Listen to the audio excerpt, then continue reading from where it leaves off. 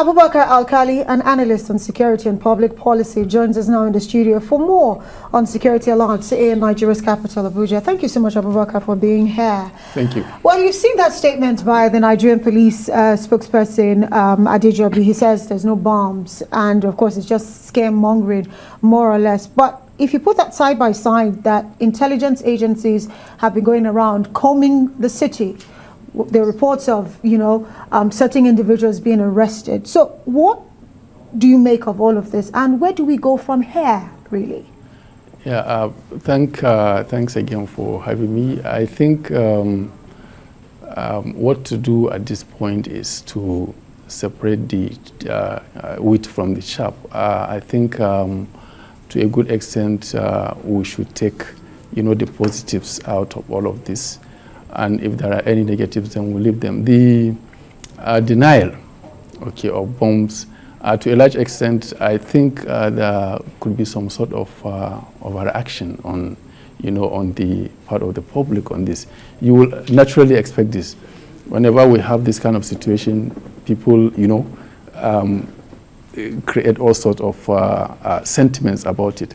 I think the issue of Abuja being ringed with bombs might not be exactly so. However, the fact remains that there are security threats. There is no doubt about that. And I think the alert by the US is timely. I think it is positive. I think it is spot on. It is a reawakening, on all of us, both the citizens and the authorities. Look, there is a problem.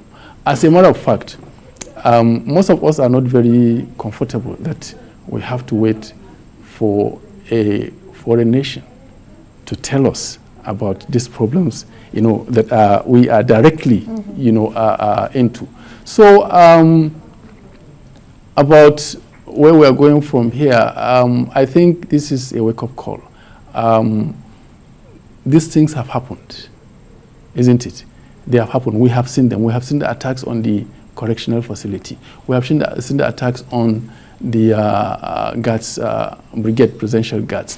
We have seen the attack on the train. So these are existential threats that have happened.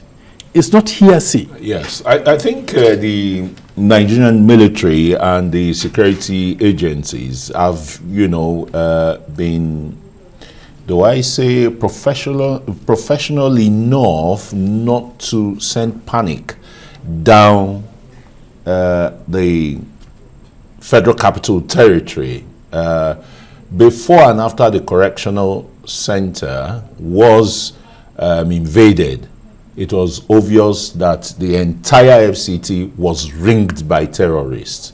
And they said much in some of the releases they gave which were not obvious. And you could still have remnants of this, and that's what probably the United States Embassy and other Western embassy are latching on. And have you not noticed that in the city center, in the Abuja metropolis, both in the daytime and late at night, people ride motorcycles which have been banned in the Federal Capital Territory? What do terrorists use? What do bandits use? Absolutely, absolutely. Well, you are not far from it when you said Abuja is surrounded by, bandits and terrorists. Look at the four corners of Abuja: Kaduna, Niger, Kogi, and Nasarawa. These things are happening right. They were on the hills. The military chased them away. The military decimated them. Absolutely. The military wouldn't come out to tell us all this so that they don't send this kind of panic. Yeah. So it is actually right to say that the FCT is actually surrounded, more or less, for a long time now. Mm-hmm. And that is why we have these things happening around. Now, to the other aspect of where do we go from here? As I said, this is a wake-up call. And we should take it as such. It's not sending us into unnecessary panic mode. It's actually helping us, if you ask me. It's helping us. And as I said, it's not a good story that we have to wait for someone to tell us. where our roof is leaking. So where do we go from here? It's time for us to upgrade the security infrastructure. It's time for us to move beyond where we are now in terms of, preempting these attacks. And you see, I usually ask myself, why is it that so far I have not seen, I can't recall of any bandit or terrorist prosecuted and convicted in this country. So, and that is why I keep saying that. You're talking about deterrence really beyond. Absolutely. That's why I'm saying there are two things that we need to do. There is the need for justice reforms in this country. There is need to set up special courts to try these cases, because clearly, if we are very open to ourselves, we know that the conventional courts now cannot handle this. So there is need to set up special courts. Tribunals. Courts. Courts. You have election tribunals that dispense cases in 90 days. Secondly, there is also need to train special judges on this. And there is also the need to enact special laws on this. And that is for the justice reform.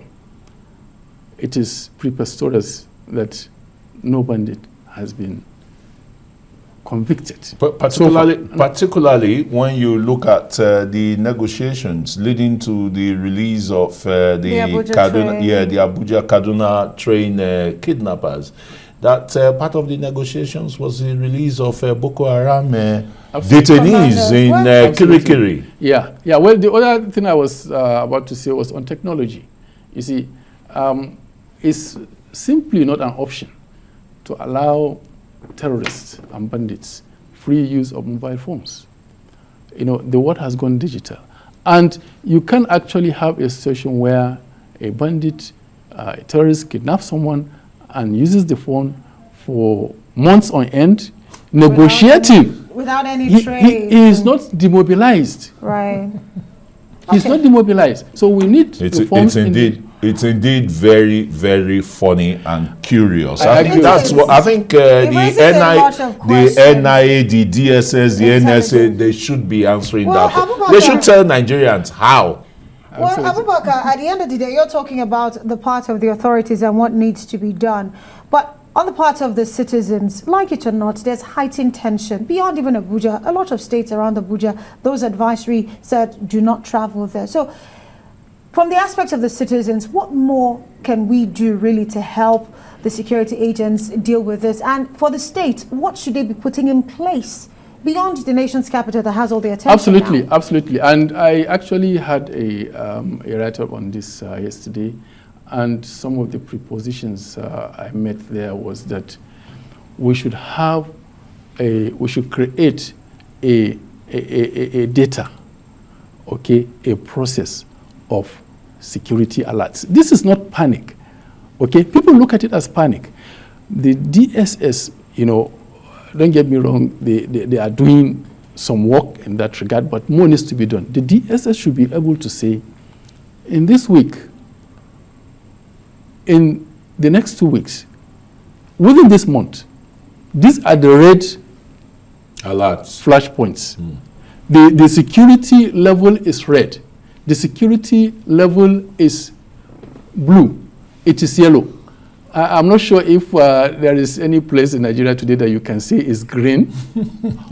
But what I'm saying is that the authorities should be able to alert the citizens, to not waiting for a foreign nation to tell us. The authorities, security agencies, should be able to say, not only in Abuja as well, in Zamfara, this is the threat level. These are the flashpoints. Do you want me to remind you the DSS usual choreographed statement when they want to alert Nigerians that they have uncovered plans that some, criminals want to bomb X, Y, Z, and the rest. You uncover plans and you're not going after them to grab them. Yeah. What kind of plan? Am I the one that is going to arrest them, you and I? We have to say thank you so much to you, because one would have thought by now we should have had a situation room where they would inform the Oh, public yes. as to what is going on. Yeah. Abubakar Absolutely. Alkali, we have to say thank you so much for joining Thank you us so much. Thank you. tonight Thank you, Chris. on the Thank you. program. Thank you.